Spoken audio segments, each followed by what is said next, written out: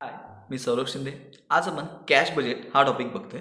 ठीक आहे. ॲक्च्युली आता कॅश बजेट म्हणजे काय, पहिले आपण हे समजून घेऊ. मग कॅश बजेटला तर आपण मराठीमध्ये बोलतो अंदाजपत्रक.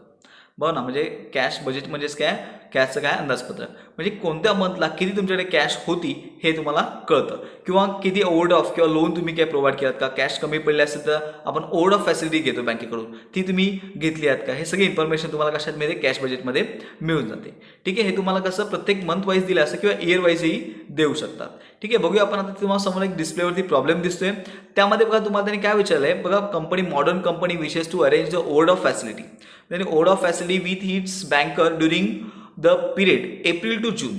बघा एप्रिल टू जून हे तुम्हाला पिरियड त्यांनी दिले. त्यात ओव्हरड्राफ्ट फॅसिलिटी तुमच्या कंपनीने घेतली आहे. It will be manufacturing mostly stock असं त्यांनी दिले आणि प्रिपेअर कॅश बजेट, आणि कॅश बजेट तुम्हाला प्रिपेअर करायला सांगितलं. मग तुम्हाला काय करायचं आहे की हे जे 3 मंथ तुम्हाला दिलेत, एप्रिल, मे आणि जून, ह्याचं तुम्हाला कॅश बजेट प्रिपेअर करायचे आणि ओव्हरड्राफ्ट फॅसिलिटी जर घेतली असेल कंपनीने तर किती घेतले हे तुम्हाला फाइंड आउट करायचं. ठीक आहे. बघूया आपण. तुम्ही ते डिस्प्लेवरती तुम्हाला दिसतोय प्रॉब्लेम दिसतोय बघा. खाली तेव्हा दिले ए पहिलं दिले, त्यामध्ये इन्फॉर्मेशन सेल्स दिले, परचेस दिले, वेजेस दिले, मॅन्युफॅक्चरिंग एक्सपेन्सेस आहेत, ऑफिस आणि सेलिंग एक्सपेन्सेस आहेत. ठीक आहे. आणि फेब्रुवारी टू ऑगस्ट याची सगळी इन्फॉर्मेशन तुम्हाला दिलेली आहे. मोस्टली एक लक्षात घ्या, पहिली गोष्ट कॅश बजेट सॉल्व्ह करताना तुम्हाला 2 गोष्टी महत्त्वाच्या आहेत. फर्स्ट म्हणजे काय तर रिसिप्ट, आणि सेकंड म्हणजे काय पेमेंट. ठीक आहे. रिसिप्ट म्हणजे काय, जे पैसे येणार आहेत त्याला आपण रिसिप्ट बोलतो, आणि पैसे जर जाणार असतील तर ते पेमेंट येणार. ठीक आहे. आता जर तुम्ही ह्याच्यात एक्सपेन्सेसमध्ये बघितलं तर बघा सेल्स तुम्हाला दिले, हे कशामध्ये येणार, सेल्स केलं, विक्री केली आपण की काय होणार आहे, पैसे येणार आहेत बरोबर, मध्ये कशामध्ये येणार, सेल्स रिसिप्टमध्ये येणार. ठीक आहे. त्यानंतर बघा परचेस केलं की पैसे काय होणार, जाणार आहेत बरोबर ना, पैसे काय होणार आहेत, कॅश गोज आउट, त्यामुळे पैसे जाणार आहेत म्हणजे कशामध्ये येणार, पेमेंटमध्ये येणार. ठीक आहे. त्यानंतर तुम्हाला वेजेस दिले, manufacturing expenses, office expenses, selling expenses, हे बाकी सगळे एक्सपेन्सेस म्हणजे पैसे काय होणार आहेत, जाणार आहेत, हे सगळे कशामध्ये येणार आहे, पेमेंटमध्ये येणार आहे. म्हणजे तुम्ही ह्या प्रॉब्लेममध्ये बदलत तर फक्त रिसिप्टला एकच तुम्हाला दिसते इथे, सेल्स. ठीक आहे. अजून इन्फॉर्मेशन काय दिली ते आपण बघूया या प्रॉब्लेममध्ये.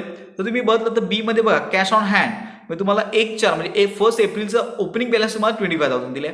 ठीक आहे. त्यानंतर सी मध्ये तुम्हाला काय दिले, तर 50% credit sales are realise in the month following the sale and remaining 50% second month following.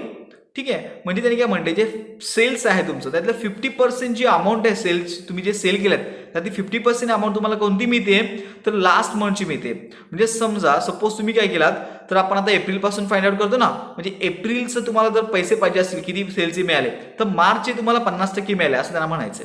ठीक आहे. आणि पुन्हा पुढे म्हटलं बघा त्यांनी, and remaining 50% second month of following, म्हणजे उरलेले 50% पुन्हा कधी मिळाले तुम्हाला, तर त्याच्या मागच्या महिन्याचे. म्हणजे तुम्हाला एप्रिलचे तुम्हाला पैसे कोणते मिळणार आहेत, फेब्रुवारीचे 50% मिळणार आहेत आणि मार्चचे 50%. समजते. लास्ट मंथ म्हणजे मागचा महिना आणि सेकंड म्हणजेच त्याचा मागचा महिना. ठीक आहे. म्हणजे एप्रिलचा विचार केला आपण तर मग तुमचा लास्ट मंथ मार्च येईल आणि सेकंड मंथ तुमचा कोणता येईल, फेब्रुवारी येईल. ठीक आहे. त्याचे 50% आपण कॅल्क्युलेट करणार आहे. बघूया आपण कसं कॅल्क्युलेट करायचं. त्यानंतर पुढे त्यांनी दिले creditors are paid in the month following the month of purchase. सरळ दिले फॉलोविंग द मंथ म्हणजे मागचा महिना फक्त. जे काय क्रेडिटर्स म्हणजे तुम्हाला माहिती आहे परचेसचं तुम्ही जे अमाऊंट आपण घेणार आहे ती मागच्या महिन्याची घेणार आहे, लास्ट मंथची घेणार आहे. ठीक आहे. बघूया आपण. पुन्हा डी तुम्हाला दिले बघा, lag in payment of manufacturing expenses half month. ह्याचा अर्थ काय होतो, मॅन्युफॅक्चरिंग एक्सपेन्सेस तुम्हाला दिलेत त्याचा पिरियड हाफ मंथ आहे. हाफ मंथ म्हणजे काय की लास्ट मंथची हाफ अमाऊंट आणि करंट मंथची हाफ अमाऊंट. ठीक आहे. हे पण बघूया आपण कसं घेणार आहे. आणि तुम्हाला ई बघा, lag in payment of other expenses 1 month, म्हणजे सरळ अदर एक्सपेन्सेस कसे आहेत, तर 1 मंथ म्हणजे मागच्या महिन्याचे सगळं तुम्हाला घ्यायचे. ठीक आहे. आता हे मी जे म्हटलं समजलं नसेल तर पुढे तुम्हाला सॉल्व्ह करताना नक्की समजेल. बघूया आपण. ठीक आहे. तुम्हाला पहिलं सेल्सचं बघूया आपण. बघायचे सेल्स तुम्हाला दिसते तिथे डिस्प्लेवरती सेल्स दिसतात ना, फेब्रुवारीचे 180 आहेत, मार्चचे 1,92,000 आहेत, एप्रिलचे 1,08,000 आहेत, प्रत्येकाचे सेल्स दिलेत. ठीक आहे. आता मगाशी आपण इथे ही ॲडजस्टमेंट बदली बघा, 50% कधीचे मिळणार आहेत तुम्हाला, लास्ट मंथचे म्हणजे एप्रिलचे आपण फाइंड आउट करतो ना, तुम्हाला कोणते मिळणार, मार्चचे मिळणार. आणि पुन्हा हे 50% आहेत ते कोणते मिळणार आहेत तुम्हाला, त्याच्या मागच्या मार्चचे म्हणजे फेब्रुवारीचे मिळणार. ठीक आहे. 50% कॅल्क्युलेट करा. मार्च आहेत 1,92,000, त्यावरती 50% काढा. पुन्हा 1,80,000 मध्ये 50% काढा. तर तुम्ही व्यवस्थित बदलत तर बघा इथे खाली तुम्हाला त्याने दिसतं, इथे बघा वर्कआउट पण दिले दिसते इथे बघा. 50% मार्चवरती 96,000 येतील आणि 1,80,000 वरती 50% 90 येतील. असे टोटल तुम्ही केलं तर 1,86,000 तुम्हाला मिळेल. ठीक आहे, एप्रिलची मेल. समजलं कसं काढले? बघा इथे फर्स्ट कसं सॉल्युशन असेल बघा, इथे तुम्ही असे कॉलम काढून घ्या व्यवस्थित, म्हणजे जेवढे मंथ विचारलेत ते त्याचे कॉलम येतील. तुम्हाला इथे 3 मंथ विचारलेत, एप्रिल, मे, जून, ते कॉलम काढलात. ओपनिंग बॅलन्स पहिला तुम्हाला दिलाय बघा, त्यांनी फर्स्ट बी मध्ये दिलाय 25,000 ओपनिंग बॅलन्स. ॲडजस्टमेंटमध्ये बघा तुम्ही ते लिहून घेतलं आपण. सेल्स आता 86,000 आपण काढले, ते लिहिले. रिसिप्टला लिहिले आपण, बरोबर. पहिले रिसिप्ट म्हटलं तुम्हाला बजेटेड रिसिप्ट पहिले लिहून घ्या.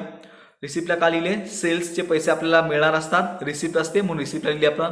1,86,000 कसं आले सगळ्यांना समजलंय? नसेल समजलं तर पुन्हा एकदा बघा इथे.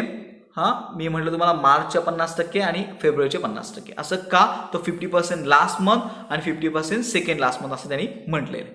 ठीक आहे, मग तुम्हीच मला सांगा, आता हे झालं मार्चचं.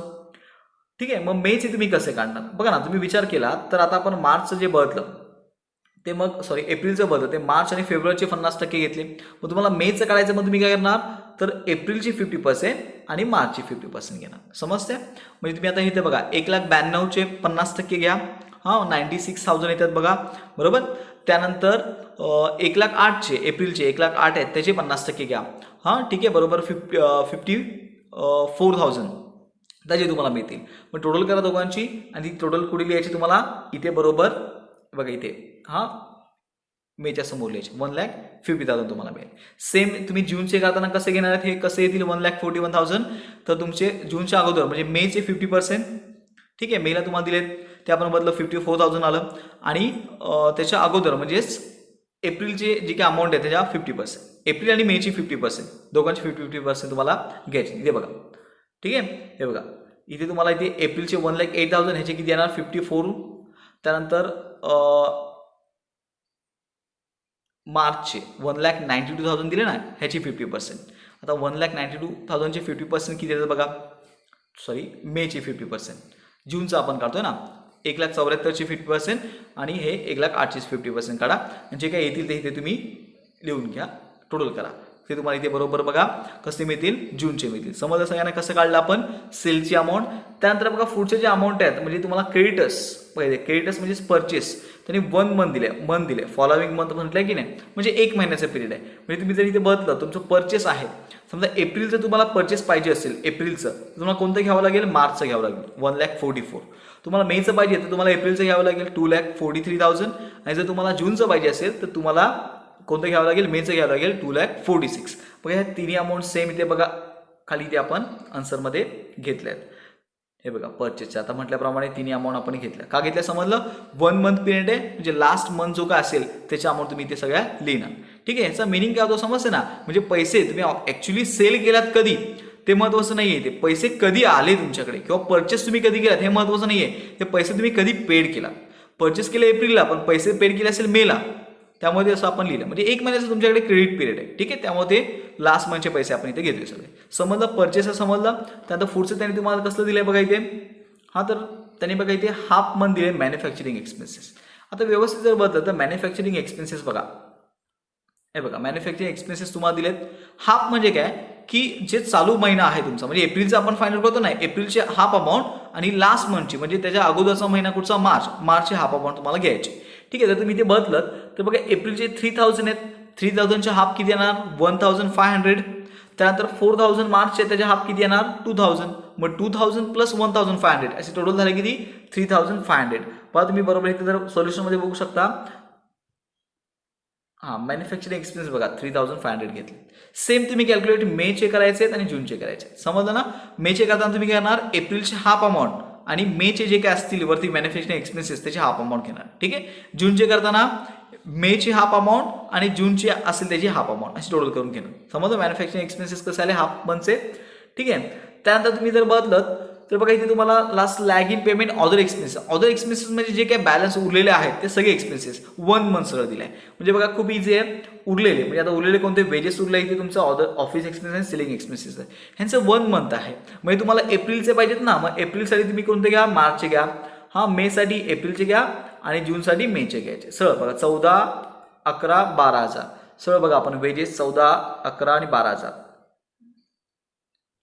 ठीक आहे, हे बघा 14, 11 आणि 12,000 लास्ट मंथचे सरळ तुम्हाला घ्यायचे. समजलं? सेम आपण काय केलं? ऑफिस आणि सेलिंगचं पण तेच केलं. म्हणजे तुम्हाला एप्रिलचे पाहिजे तिथे मार्च घेतलात, मेला एप्रिलचे घेतलात आणि जूनला मेचे अमाऊंट ठेवलात. ठीक आहे, समजलं? हे कसे अमाऊंट लिहिले सगळ्या. ठीक आहे, त्यानंतर जर तुम्ही बघितलं व्यवस्थित सोल्युशन तर बघा आपण टोटल कशी केली बघा 25,000 प्लस हे 1,86,000 म्हणजे आपल्याला काय मिळालं इथे 2,11,000 मिळालं. ठीक आहे, त्या 2,11,000 मधून ही टोटल आहे बघा कसली एक्सपेन्सेसची टोटल आहे इथे बघा किती 1,66,500 ही जी टोटल आहे ती आपण 2,11,000 मधून मायनस केली. मग इथे क्लोजिंग बॅलन्स बघा आपल्या इथे क्लोजिंग बॅलन्स किती मिळाला इथे 44,500 तुम्हाला क्लोजिंग बॅलन्स मिळाला. ठीक आहे, हा प्लसमध्ये हा बॅलन्स आपण पुढे कुठे घेतला इथे बघा इथे वरती नेला इथे मेला म्हणजे बघा ना एप्रिलचा क्लोजिंग बॅलन्स असेल तो मेचा ओपनिंग बॅलन्स असणार आहे तो आपण इथे वरती मेला लिहिला. सेम काय केलं प्लस त्यामध्ये हे 1,50,000 केले मग आपल्याला किती मिळाले 1,94,500 मिळाले. पुन्हा टोटल केली आपण एक्सपेन्सेसची पेमेंट साईडची तर 2,61,250 आली. आणि इथे बघा 1,94,500 ही कमी आहे ना म्हणजे रिसिप्ट साईड कमी आहे पेमेंटपेक्षा पेमेंट जास्त आहे 2,61,250 आहे पेमेंट म्हणजे पेमेंट जास्त आहे म्हणजे तुमची अमाऊंट जी येणार इथे खाली ही मायनसमध्ये येणार बघा इथे दिसते ना ही बघा मायनसमध्ये आहे हा मायनस 66,750 तुम्हाला आलं. हाच तो बॅलन्स तुम्ही काय केला तिथे पुन्हा इथे वरती जूनला घेतात म्हणजे याचा क्लोजिंग बॅलन्स मेचा जूनचा ओपनिंग बॅलन्स तिथे घेतला. ठीक आहे, त्यानंतर सेम टोटल केलात हे आता मायनस आहे बघा मायनस प्लस तुम्हाला माहिती आहे मायनस प्लस मायनस त्यामुळे इथे बघा 74,250 आलं. त्यानंतर ही टोटल केलात पेमेंटची 2,69,750 आली. ठीक आहे, समजतं ना इथपर्यंत आणि त्यामधून म्हणजे कशामधून ह्या अमाऊंटमधून ही अमाऊंट मायनस केलात. ठीक आहे, मग तुम्हाला इथे बघा बरोबर जर मायनस केलात ह्यामधून तर तुम्हाला इथे बघा मायनसमध्ये उत्तर मिळते. ठीक आहे, 1,95,000 तुम्हाला मायनसमध्ये उत्तर मिळायचं म्हणजे तुम्हाला बघा बरोबर इथे कळत आहे की तुमचा जूनचा ओव्हरड्राफ्ट किती आहे 66,750 आणि जो तुमचा मेचा ओव्हरड्राफ्ट 66,750 आणि जूनचा ओव्हरड्राफ्ट 1,95,000. समजलं कसं फाइंड आउट केले व्यवस्थित सगळा प्रॉब्लेम समजून घ्या. जसं इथे तुम्हाला कॉलम देत असे कॉलम प्रिपेअर करा सॉल्व करून घ्या. डाऊट्स असतील तर कमेंट बॉक्समध्ये विचारा. ह्या प्रॉब्लेमची तुम्हाला मी PDF खाली डिस्क्रिप्शन बॉक्समध्ये देतोय ती डाउनलोड करा. ठीक आहे, आणि प्रॉब्लेम सॉल्व करा. थँक्यू.